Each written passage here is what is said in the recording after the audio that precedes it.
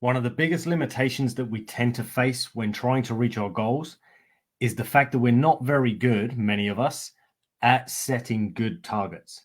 Now, it's fine to set a big goal and all the rest of it, but the catch is we have a very poor way of breaking it down in a way that makes it implementable and therefore achievable. So we will set a goal of, over the next year, I'm going to lose 40 pounds, or I'm going to earn $100,000 or $1,000,000 or whatever it might be. Pounds, obviously, if you're in the UK, or euros in Europe and so on. The catch, though, for many of us is we set these huge targets and then that's what we aim for. And then 9 times out of 10, what we'll do is think, oh, right, well, I need to act in ways that are going to help me get that, which to a degree is true.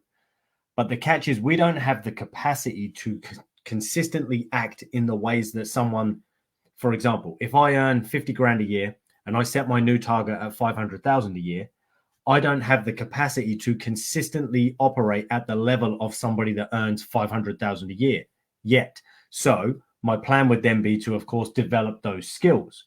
But if I try to do it from day one and to act that way every single day, it's going to wear me out. It's going to burn me out. And therefore, I'm going to end up giving up because it would just be like, holy shit, this is unattainable. This is unachievable for me. There's no way I could continue to do this. So what we need to do is, of course, have that big goal. So, for example, we set a 12-month goal. New year rolls around. We set a 12-month goal. By the end of the year, this is where I want to be. I want to be 30 pounds leaner. I want to have more money, a relationship, various things, whatever the goals might be, that's fine. But then we need to break it down. Now, most people will say, oh, well, you need to break it down into quarterly targets. And that can help because a quarterly target for most of us is going to be far more achievable and feel far more realistic than a big 12-month goal. But for many, that's actually still not small enough yet. So we need to break it down even further. And what we ideally want is to break it down into first monthly missions. So it's a case of, right, I've got 12 months. What is it I need to get done in this first month in order to start moving me towards that goal, in order to start laying a foundation that will allow me to perpetually move towards this goal? What are the first things that I need to do? So, for example, my target might be, right, establish some new habits in diet, right? Establish some new habits in lead generation for the business and so on. Now, you will obviously have to specify exactly what those are based on the specific goal that you have. But if I only set targets for 4 weeks, it's going to be much easier for me to manage than setting goals that are 52 weeks out. So we set a 4-week goal or a 30-day goal because it's for the 1 month. And then we will break that down. We'll take that monthly mission and we will break it down into a weekly war. Now, what I mean by that is we only then plan 7 days out. The reason we want to do this is because first we need to prove to ourselves that we can actually stick to what it is we say we're going to do. Because many of us will get 2, 3, 4 days in and then give up because that's the kind of pattern that we tend to get hooked in. We will start, we'll go all in or all or nothing. And then what happens is 3, 4 days in, we find it's too much, it's too overwhelming, it's too stressful, and we tend to give up. But if we were to sit there and go, actually, could I do this for just 7 days? These are my targets. This is what I want to reach by the end of the month. These are the habits or the behaviors I need to partake in for the next 7 days. Could I do it for 7 days? And I would imagine there are very few of you watching this that could not do it for just 7 days. Now, of course, after this first 7 days, you've got to recommit to that 7 days. But it's much easier for us on a mental and emotional level, 9 times out of 10, to commit to 7 days at a time rather than a big 90-day plan or 180-day plan and so on, because it seems so big and so overwhelming that many of us cannot follow through consistently. Whereas if we just go, right, 7 days, 7 days, 7 days, 7 days, right, that's my first monthly target nailed. Let's set the next one, the next set of 7 days, 7 days, 7 days, and so on.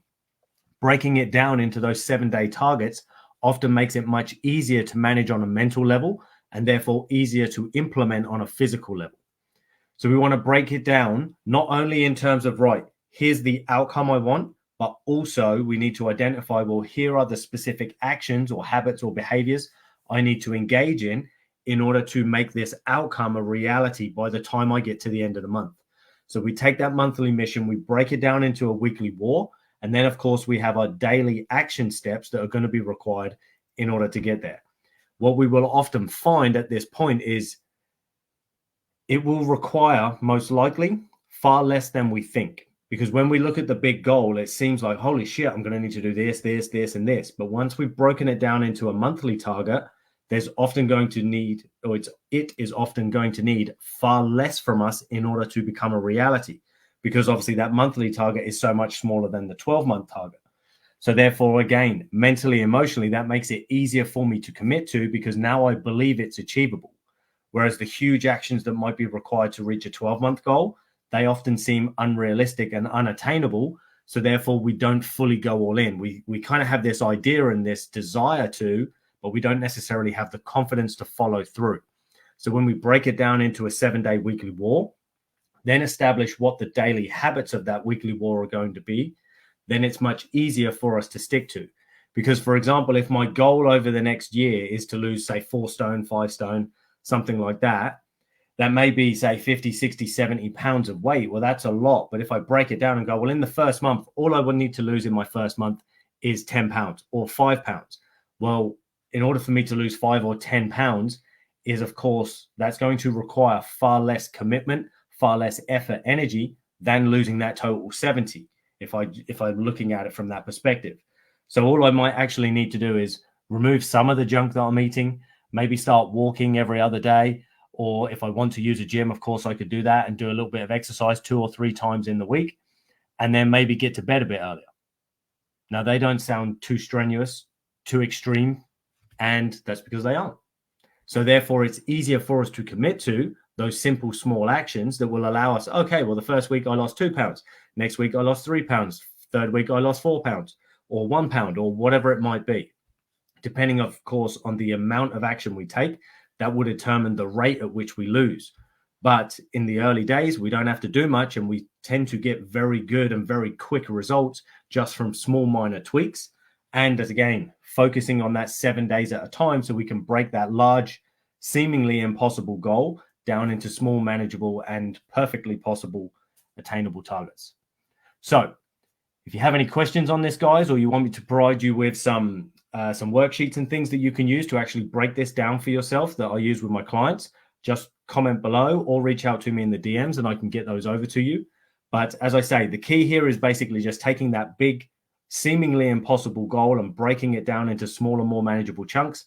Break it down at least into a monthly mission, but I would highly recommend you then take it into a weekly war and then turn it into a daily action step that you can consistently tick off 7 days a week and just recommit every Sunday. Every Sunday, check in with yourself. How well did I do this week? What went well? What didn't go so well? What can I do next week to improve? And what did I learn about myself? That's all we need to do. Check in on a Sunday. What's going on for me right now? How can I continue to move forward?